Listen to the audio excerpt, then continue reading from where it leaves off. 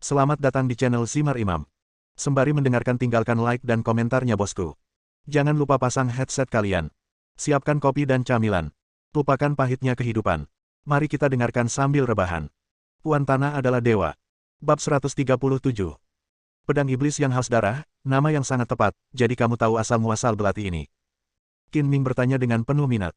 Aku harus tahu pasti, tapi apa yang harus kuberitahukan padamu? Senyuman aneh muncul di sudut mulut Yin Yang si pembunuh. Dia tahu bahwa pedang iblis yang haus darah juga memiliki nama, legenda pedang yang tidak menyenangkan mengatakan itu pemilik berturut-turut dari belati jahat ini, akan mendapat serangan balik dan tidak berakhir dengan baik, dan Qin Ming jelas tidak terkecuali. Bahkan jika dia tidak bisa lepas dari kematian hari ini, Qin Ming tidak akan memiliki akhir yang baik. Dia hanya akan hidup lebih lama darinya, bahkan mungkin tidak lebih dari setahun. Tidak masalah bagiku apakah kamu mengatakannya atau tidak. Lagi pula aku tidak kehilangan apapun. Sedangkan untukmu. Qin Ming mencibir, tiba-tiba mengangkat kakinya dan menendang 2 kali. Retak, klik. Suara patah tulang terdengar. Kedua tempurung lutut Yin dan Yang si pembunuh ditendang hingga berkeping-keping, dan dia melolong melengking, dan wajahnya memelintir kesakitan. Pada saat yang sama, seperti vampir, pedang peminum darah dengan gila-gilaan melahap esensi dan darah Yin dan Yang si pembunuh, menyebabkan dia kehilangan terlalu banyak darah, wajahnya menjadi pucat, seluruh tubuhnya lemah, dan dia dibiarkan begitu saja. Disembelih. Setelah berteriak, pembunuh Yin yang berteriak dengan ekspresi garang, bunuh aku jika kamu bisa. Aku telah membunuh cukup banyak orang dalam hidup ini dan aku sudah mendapatkan cukup uang. Terlebih lagi, ada seorang gadis kecil yang akan dikuburkan bersamaku. Di mana Xiao Yutong, kemana kamu membawanya? Qin Ming memasang ekspresi tegas di wajahnya, matanya menunjukkan cahaya dingin yang menakutkan, dan dia berkata dengan nada dingin, saya tahu banyak metode penyiksaan, seperti menyela setiap langkah. Dari tubuhmu. Tulang masih bisa menjamin kelangsungan hidupmu. Jika kamu tidak ingin menanggung rasa sakit yang lebih buruk dari kematian, jawab saja kata-kataku dengan jujur. Tidak peduli metode apa yang kamu gunakan, jangan coba-coba membuka mulutku. Jika kamu ingin menyelamatkan gadis kecil itu, kamu dapat membayarnya dengan nyawamu. Keras kepala. Qin Ming tidak menyangka pembunuh ini begitu keras kepala, tapi dia tidak peduli dengan hidup atau mati Xiao Yutong. Dia mengeluarkan belati peminum darah, mengambil pembunuh Yin Yang, dan segera kembali ke sana tempat parkir. Jika yang dikatakan pembunuh Yin dan Yang benar, Xiao Yutong diracun dan akan mati jika tidak ada penawarnya dalam waktu 2 jam, maka tidak banyak waktu tersisa untuk Xiao Yutong, dan dia harus ditemukan secepatnya. Di mana orang-orangnya? Setelah Chen Tianyu meninggalkan sepeda motor di rumah Gu Qingyi, dia mengejarnya dengan Lamborghini. Di tengah jalan, dia menemukan sebuah mobil bisnis yang dikendarai oleh Qin Ming, tetapi tidak ada seorang pun di dalam mobil itu.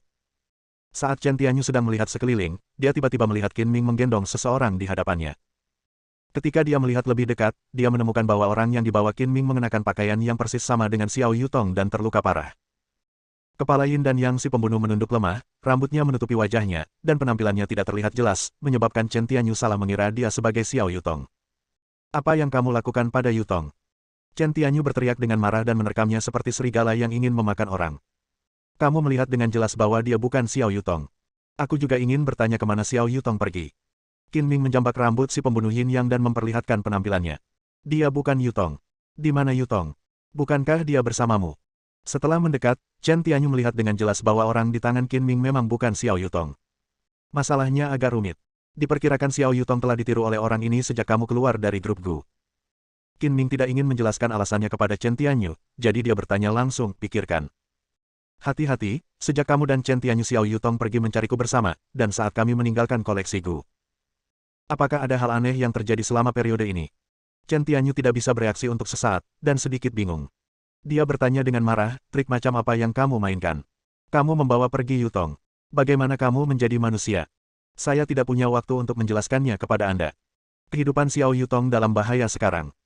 Apakah Anda dapat menyelamatkannya atau tidak tergantung sepenuhnya pada Anda. Saya ingin tahu apakah sesuatu yang tidak biasa terjadi atau apakah ada pemisahan antara waktu Anda bertemu dan ketika Anda meninggalkan grup Gu. Setelah sekian lama, Qin Ming bertanya dengan sangat serius. Jangan terburu-buru, biarkan aku memikirkannya. Melihat Qin Ming sepertinya tidak bercanda, Chen Tianyu menepuk kepalanya dan mencoba mengingatnya setenang mungkin. Semuanya normal. Tidak ada yang abnormal.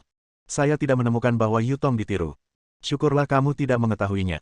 Jika kamu mengetahuinya, hidupmu mungkin akan berakhir. Gumam Qin Ming. Benar. Chen Tianyu tiba-tiba teringat sesuatu dan berkata, saat kami menunggumu pulang kerja, Yutong pergi ke kamar mandi sekali selama sekitar 15 menit. Kali ini agak lama. Apakah ini tidak normal? Ikuti saya kembali ke perusahaan. Mata Qin Ming berbinar, dan dia berjalan cepat ke mobil bisnis, memasukkan pembunuh Yin dan Yang ke dalam bagasi, menyalakan mobil, dan melompat keluar dengan cepat untuk bergegas ke grup Sishi. Qin Ming menduga pembunuh Yin Yang pasti belum mengetahui sebelumnya tentang konflik antara dirinya dan Xiao Yutong. Diperkirakan pembunuh Yin Yang menyamar dan menyelinap ke dalam grup Gu, dan ketika dia sedang menunggu kesempatan untuk membunuh dia menemukannya sedang berbicara dengan Xiao Yutong dan Chen Tianyu di depan gedung. Xiao Yutong pergi ke sana. Selama waktu ini di kamar mandi, Xiao Yutong pingsan dan kemudian menyamar sebagai dia. Setelah itu, pembunuh Yin Yang Wuxia mengkloning dirinya sendiri dan tidak memiliki kesempatan untuk menyembunyikan Xiao Yutong. Jika begini, Xiao Yutong pasti masih berada di grup Gu. Hei, kamu tidak membodohiku dan mengambil kesempatan untuk melarikan diri, kan? Teriak Chen Tianyu, lalu mengejarnya. Sudah hampir 2 jam sejak Xiao Yutong pingsan. Apakah dia akan mati karena racun tergantung pada keberuntungannya? Untuk menyelamatkan orang, Qin Ming menginjak pedal gas tanpa penundaan dan mengemudikan mobil dengan kecepatan tinggi. Astaga, liar sekali. Mengendarai mobil komersial sebenarnya lebih cepat daripada saya mengendarai mobil sport. Keterampilan Chen Tianyu belum cukup baik. Dia tidak berani melayang di kota. Qin Ming menghilang dari pandangan, tetapi tidak dapat mengejar. Ini juga benar-benar menghancurkan kepercayaan diri Chen Tianyu. Mengetahui bahwa Qin Ming adalah ahli dalam bermain mobil, dia hanya mencari pelecehan dengan berpacu melawannya. Di lantai pertama gedung perkantoran Gu Group, 2 petugas keamanan shift malam sedang mengobrol. Tiba-tiba mereka mendengar suara rem yang tajam dan tajam. Saat mereka mengangkat kepala, mata mereka menjadi kabur, dan sesosok tubuh muncul di depan mereka. Qin, manajer Qin. Kedua penjaga keamanan itu terkejut. Mereka tidak menyangka Qin Ming begitu cepat, hampir lebih cepat daripada kelinci yang berlari. Qin Ming tidak punya waktu untuk memperhatikan penjaga keamanan yang tertegun, dan langsung berjalan ke kamar mandi wanita di lantai pertama. Kedua penjaga keamanan itu sadar dan saling memandang. Benarkah? Manajer Qin sepertinya memasuki toilet wanita. Sepertinya aku sedang terburu-buru pergi ke kamar mandi dan tidak melihat dengan jelas, jadi kami berpura-pura tidak melihat apa-apa. Qin Ming tidak peduli apakah dia akan memata-matai sesuatu yang seharusnya tidak dia lihat. Ketika dia memasuki aula, dia menggunakan kemampuan kewaskitaannya dan menemukan Xiao Yutong tidak sadarkan diri di partisi toilet wanita. Tidak ada orang lain di kamar mandi kecuali dia. Namun, Xiao Yutong hanya tersisa dalam pakaian dalamnya, dan bretel serta celana pendeknya dilepas oleh pembunuh Yin dan Yang. Saat ini, wajahnya sudah hitam dan biru, alisnya berkerut, dan wajahnya tampak sakit, yang jelas merupakan tanda rambut beracun. Kurang dari 1 menit kemudian, kedua penjaga keamanan itu melihat Qin Ming berjalan keluar lagi, dengan seorang gadis berambut ungu di pelukannya. Tentu saja, Qin Ming sangat berhati-hati untuk melindungi privasi Xiao Yutong. Dia melepas jasnya dan membungkusnya di sekelilingnya. Saya telah menempati kantor ini. Jangan biarkan siapapun masuk untuk saat ini. Qin Ming memegang pinggang Xiao Yutong dan berjalan ke kantor keamanan, dengan santai berkata kepada 2 penjaga keamanan. Ya, ya. Kedua penjaga keamanan itu mengangguk berulang kali, dengan sedikit ambiguitas muncul di mata mereka. Untungnya, Anda memiliki dasar dalam kungfu, dan fisik Anda lebih kuat dari orang biasa. Racun belum menyerang organ Anda. Jika tidak, saya harus meminta para dewa pergi ke dunia bawah untuk menyelamatkan Anda. Bukan seorang dokter, dia masih bisa menghilangkan racunnya dan meletakkan Xiao Yutong tertelungkup di kantor, telapak tangannya menempel di punggungnya. Garis energi hitam mengalir di telapak tangan Qin Ming, perlahan memasuki tubuh Xiao Yutong, pertama melindungi jantungnya, dan kemudian mengarahkan energi untuk menyebar ke seluruh tubuhnya. Qin Ming mempraktikkan teknik misterius Netherworld, dan Qi yang dia kembangkan sangatlah istimewa. Jenis energi sejati ini memiliki atribut gelap, yang tidak hanya memungkinkan tubuhnya menyatu dengan lingkungan gelap, tetapi juga memiliki efek yang sangat baik dalam mengeluarkan racun. Racun umum dapat terurai dan terurai, itulah sebabnya dia tidak takut diracun. Di mana Qin Ming? 5 menit kemudian, Chen Tianyu tiba, berlari ke aula dengan tergesa-gesa, dan berteriak pada penjaga keamanan yang sedang bertugas. Manajer Qin sedang bekerja. Dia tidak menyuruh siapapun untuk menyela. Jika ada yang harus Anda lakukan, harap tunggu. Jangan gunakan alasan ini untuk membohongiku, aku ingin bertemu dengannya segera, teriak Chen Tianyu dengan suara meninggi, terlihat sombong seperti seorang playboy. Kenapa kamu berisik sekali? Jika kamu tidak ingin terjadi sesuatu pada Xiao Yutong, harap diam. Saat ini, omelan Qin Ming datang dari ruang keamanan. Ada apa dengan Yutong? Sebaiknya kau jelaskan padaku, kalau tidak aku tidak akan selesai denganmu. Chen Tianyu mengikuti suara itu dan mencarinya. Dia mendorong pintu ruang tunggu dengan keras dan menemukan bahwa pintu itu terkunci. Diam dan tanyakan sendiri padanya nanti. Jika kamu berani berkicau lagi, berhati-hatilah saat aku keluar untuk berurusan denganmu, kata Qin Ming dingin. Bukankah itu hanya tipuan kecil? Kenapa kamu begitu sombong? Jika sesuatu terjadi pada Yutong, aku akan menanganimu. Chen Tianyu tidak berani berteriak lagi, bergumam dengan suara rendah, dan membuat beberapa gerakan tinju ke arah pintu. Kedua penjaga keamanan itu mengerutkan bibir dan diam-diam mencemooh, orang yang menindas yang lemah dan takut pada yang kuat berani mempermainkan kami. Qin Ming membimbing energi sebenarnya untuk bersirkulasi di tubuh Xiao Yutong berulang kali, melarutkan racun di dalamnya. Warna gelap di wajah Xiao Yutong berangsur-angsur menghilang, berubah menjadi warna pucat seolah baru pulih dari penyakit serius, dan kerutan terus berlanjut. Wajahnya santai. Mengapa tidak ada gerakan?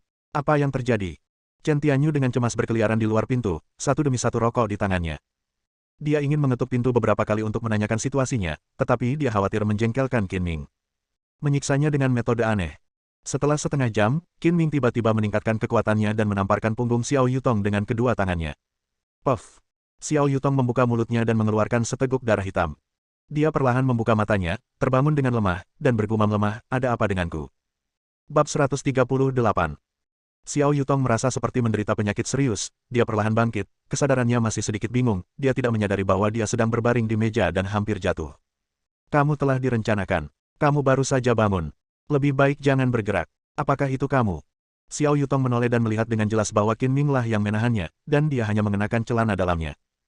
Dia langsung merasa malu dan marah, melompat dari meja, dan menerkamnya seperti singa kecil yang marah. "Apa yang kamu lakukan padaku? Bajingan, gangster, aku harus mengebiri kamu." Namun, Xiao Yutong sangat lemah hingga tubuhnya lemas dan dia menabrak pelukan Qin Ming. "Aku baru saja memperingatkanmu untuk tidak bergerak, tetapi kamu tidak mendengarkan." Qin Ming mengerutkan bibirnya, mengambil jasnya, dan mengenakannya pada Xiao Yutong. "Juga, harap perhatikan gambarmu. Semuanya terekspos. Jangan bilang aku memanfaatkanmu. Bajingan dan gangster, aku akan mencungkil matamu dan menginjaknya." Xiao Yutong buru-buru membungkus jasnya dengan erat, mundur 2 langkah, meninggalkan lengan Qin Ming, dan mengumpat dengan marah. "Pikirkan niat baik seperti hati dan paru-paru keledai. Jika aku mengetahui hal ini, aku tidak akan menyelamatkanmu. Pertama pikirkan apa yang terjadi sebelum kamu koma, kan?" Qin Ming berpura-pura marah, berbalik dan berjalan keluar dari ruang tunggu. "Yutong, apa kabar?" Chen Tianyu, yang sedang menunggu dengan cemas di luar pintu, melihat pintu akhirnya terbuka dan tidak sabar untuk segera masuk. "Saya melihat Xiao Yutong mengenakan rok mini yang bisa dipakai sebagai jas, dan ekspresi mematikan di wajahnya. Penampilan ini dapat dengan mudah membuat orang berpikir bahwa dia diintimidasi oleh Qin Ming." "Brengsek, berhenti untuk bibi," Tianyu menghentikannya. Xiao Yutong meraung dan berteriak, mencoba mengejar dan melawan Qin Ming, tetapi tidak mampu melakukannya. "Qin, jangan pergi. Apa yang terjadi? Sebaiknya kamu memberiku penjelasan yang memuaskan, jika tidak." Chen Tianyu berbalik untuk mengejar, menghalangi jalan Qin Ming, dan melotot dengan marah, "Jika tidak, keluarga Chen kami akan dirugikan. Keluarga Xiao tidak bisa membiarkanmu. Apakah kalian berdua punya otak? Jangan berteriak sebelum kalian mengetahui masalahnya. Aku melakukan sesuatu yang salah dengan niat baikku. Tolong bahas dulu apa yang terjadi malam ini." Qin Ming tidak repot-repot menjelaskan, jadi dia pergi dari Chen Tianyu dan berjalan menuju pintu masuk utama. "Aku akan menunggu kalian berdua di dalam mobil. Datanglah padaku setelah kita membicarakan semuanya. Nak, sebaiknya kamu tidak berpikir untuk melarikan diri. Bahkan seorang biksu tidak dapat melarikan diri dari kuil." Chen Tianyu memelototi punggung Qin Ming dengan marah dan kembali ke ruang tunggu. Chen Tianyu dan Xiao Yutong sama-sama bodoh. Mereka saling menceritakan hal-hal yang tidak diketahui pihak lain, dan kemudian mereka mengetahui keseluruhan ceritanya. Qin Ming bersandar di mobil dan selesai merokok. Chen Tianyu membantu Xiao Yutong keluar dari gedung kantor. "Maaf, aku salah paham sebelumnya." Xiao Yutong sangat malu. Memintanya untuk meminta maaf kepada Qin Ming bahkan lebih tidak nyaman daripada membunuhnya. "Tuanku punya banyak. Saya tidak akan berdebat dengan Anda. Ketahuilah bahwa sayalah yang menyelamatkan hidup Anda dan bukan gangster," kata Qin Ming sambil tersenyum main-main. Kata-kata ini jatuh ke telinga Xiao Yutong dan terasa sangat kasar, tapi dia tidak bisa membantahnya. Dia tidak bisa begitu saja berhutang budi pada Qin Ming lalu berbalik dan menyangkalnya. Dia menarik napas dalam-dalam, mengangkat kepalanya dan berkata dengan amarah yang tak terkendali, "Di mana orang yang membuatku pingsan? Kudengar dia berpura-pura menjadi aku dan hampir dibunuh olehnya. Bibiku akan membunuhnya. Ada di bagasi, tapi aku memberinya pelajaran yang bagus, jadi aku mengeluarkannya padamu." Qin Ming membuka bagasi, memperlihatkan pembunuh Yin Yang sekarat. "Dialah yang menipuku. Benar-benar keji." Chen Tianyu tampak marah, siap melangkah maju dan mengalahkan si pembunuh. "Tidak, tidak mungkin, kenapa dia belum mati?" Pembunuh Yin Yang memutar kelopak matanya, dan ketika dia melihat Xiao Yutong, wajahnya dipenuhi rasa tidak percaya dan terkejut. "Bibiku diberkati dengan kekayaan besar. Jika kamu mati, kamu akan mati lebih dulu." Xiao Yutong sangat marah hingga dia mengertakkan gigi peraknya dan meninjunya dengan keras. "Jangan pukul dia sampai mati atau buat mobilku kotor." Qin Ming buru-buru menghentikan Xiao Yutong, lagi pula dia tidak akan selamat. "Kamu bisa melampiaskan amarahmu baik kamu memukulnya atau tidak. Selain itu, masih ada beberapa racun tertinggal di tubuhmu. Jangan marah-marah, pulanglah dan istirahatlah dengan tenang." Ingatlah untuk beristirahat dengan tenang dan jangan berlarian, saya tidak bercanda, jika tidak, jika sisa racun menyerang jantung Anda, hidup Anda tidak akan terjadi. Diselamatkan. Xiao Yutong tidak tahu apakah Qin Ming membuatnya takut atau apakah dia mengatakan yang sebenarnya, tetapi jika menyangkut nyawa dan keselamatannya sendiri, dia lebih suka mempercayainya atau tidak, bertanya, apa yang akan kamu lakukan dengan itu? Dia, kamu tidak perlu khawatir tentang itu. Bagaimanapun, dia tidak akan pernah muncul di hadapanmu mulai sekarang. Qin Ming mengedipkan matanya, menunjukkan ekspresi penuh pengertian, melambaikan tangannya dan berkata, kalian berdua bisa pulang, dan aku juga harusnya. Pergi. Qin Ming berkendara di jalan dan sampai ke pantai terpencil dan tidak berpenghuni, di mana dia diam-diam berurusan dengan pembunuh Yin Yang. Keesokan harinya, yaitu hari kedatangan koleksi luar negeri di kota Donghai, pada pukul 9.40 pagi, Qin Ming memberitahu petugas keamanan terkait yang telah mengatur pertemuan kemarin untuk berkumpul di bawah. 10 orang termasuk Ke Zhensan, Tan Yongwu, dan Feng Jiu sudah bersiaga. Setelah menerima pemberitahuan, hanya butuh 2 menit untuk berkumpul dan bersiap berangkat. Ketika Qin Ming turun, dia melihat 10 penjaga keamanan berseragam berdiri dalam 2 baris. Mereka semua bertubuh tegap, energi, dan cukup militer. Ini adalah misi besar pertama Qin Ming sejak dia menjabat, dan dia dengan hati-hati memilih 10 penjaga keamanan elit dengan latar belakang veteran. Ketika penjaga keamanan ini melihat Ke Zhensan, Tan Yongwu, dan Feng Jiu dipromosikan menjadi kapten, mereka semua ingin bekerja dengan baik dan meninggalkan kesan yang baik pada manajer baru dan mengupayakan promosi awal dan kenaikan gaji, jadi mereka semua sangat senang. Energi. Izinkan saya memperkenalkan Anda kepada Anda. Qin Ming bukanlah dirinya sendiri ketika dia turun. Di belakangnya ada seorang pria muda, juga mengenakan seragam keamanan. Ini Peng Yong, penjaga keamanan yang baru direkrut. Ini hari pertamanya bekerja dan dia akan mengikuti kita untuk melakukan tugas kerja ini. Semua orang dipersilakan. Setelah mantan direktur Departemen Liu Qiang dan 20 orang lainnya dipecat, Departemen Keamanan sangat membutuhkan tenaga kerja. Tidak mengherankan jika penjaga keamanan baru direkrut untuk bergabung. Halo semuanya. Peng Yong berkata sambil tersenyum. Ayo pergi. Qin Ming melambai dengan anggun dan memimpin kelompok menuju tempat parkir bawah tanah. Kendaraan kerja juga telah disiapkan, 3 mobil berwarna hitam dan 1 truk pengawal besar tertutup yang semuanya merupakan kendaraan anti peluru yang dimodifikasi. Peng Yong bertanggung jawab mengemudikan kendaraan pengawal. Ke Zhensan, Tan Yongwu, dan Feng Jiu mengikuti kendaraan pengawal, dan sisanya dibagi menjadi 3 mobil. Koleksi yang diterima kali ini bernilai ratusan juta dolar. Hanya ada 10 orang dan 4 kendaraan yang mengawalnya. Tampaknya kekuatan pertahanannya lemah dan kurang baik. Keamanan. Selama pertemuan kemarin, seseorang menyarankan untuk mengirimkan lebih banyak tenaga kerja, tetapi Qin Ming dengan tegas menolak, mengklaim bahwa dia akan melakukan sesuatu dengan cara yang rendah hati dan tidak terlalu terbuka di depan umum. Setelah semua orang berada di tempatnya masing-masing, Qin Ming memakai headset intercom dan berbicara, memeriksa peralatan komunikasi untuk memastikan kelancaran komunikasi di sepanjang jalan. Pada saat ini, Dong Xin membawa sekelompok lebih dari selusin orang dari Departemen Tibet dan pameran ke tempat parkir bawah tanah. Ketika dia melihat petugas keamanan yang diatur oleh Qin Ming, dia tidak bisa menahan diri untuk tidak mengerutkan kening berharap bahwa orang-orang yang dikirim oleh Departemen Keamanan bahkan lebih kuat dari mereka. Manajer Qin. Dong Xin berjalan ke arah Qin Ming dengan wajah serius. Tingginya 1,65 meter dan perlu melihat ke atas ketika melihat ke arah Qin Ming, tetapi ekspresinya sangat arogan bawahan, kalian. Tidak ada seorang pun di Departemen Keamanan. Ada berapa orang di sana? Jika terjadi sesuatu, bisakah Anda menanggung akibatnya? Kami sepakat kemarin bahwa setiap orang harus menjalankan tugasnya. Bagaimana saya mengatur tindakan pengamanan adalah urusan saya. Anda tidak berhak ikut campur. Meskipun Dong Xin cantik, Qin Ming merasa semakin tidak bahagia saat dia menatapnya, dan berkata dengan marah, saya pikir Anda telah mendengar tentang situasi di Departemen Keamanan. Sekarang adalah waktunya ketika ada kekurangan orang. Kita hanya bersebelas, tetapi kita masing-masing dapat memastikan tidak ada yang salah. Sikap seperti apa yang Anda miliki? Dong Xin sangat menghargai dirinya sendiri, mengangkat alisnya, dan berkata dengan marah, pameran dan lelang koleksi ini terkait dengan kepentingan pengembangan jangka panjang perusahaan, dan tidak mungkin ada kesalahan apapun. Jika Anda mengatur beberapa orang seperti itu hanya. Jika terjadi kesalahan, itu akan berdampak serius dan tidak dapat diperbaiki pada perusahaan. Departemen pameran juga akan terlibat. Saya memerintahkan Anda untuk segera memanggil lebih banyak penjaga keamanan, setidaknya dalam skala lebih dari 30 orang. Manajer Dong, tolong jelaskan posisi Anda terlebih dahulu. Anda bukan presiden dan tidak berhak memerintahkan saya melakukan apapun. Ekspresi tegas muncul di mata Qin Ming, dan dia menatap tatapan marah Dong Xin tanpa ragu-ragu. Saling memandang selama beberapa detik, Dong Xin merasa mata Qin Ming seperti 2 pedang tajam, menusuk jantungnya, membuatnya menggigil dan menjauh dengan tergesa-gesa. Jangan berpikir bahwa dengan hak istimewa yang diberikan oleh presiden, Anda tidak perlu takut apapun dan tidak ada manajemen senior lainnya. Saya akan menelepon Tuan Gu sekarang untuk melaporkan situasinya. Qin Ming mengangkat bahu acuh tak acuh, seolah dia bisa mengeluh sesuka dia. Tuan Gu, manajer Qin sangat tidak tahu malu. Hanya ada 10 orang yang ditugaskan untuk pekerjaan pengawalan yang begitu penting. Saya memintanya untuk mengirim lebih banyak orang, dan dia malah membantah saya dengan arogan.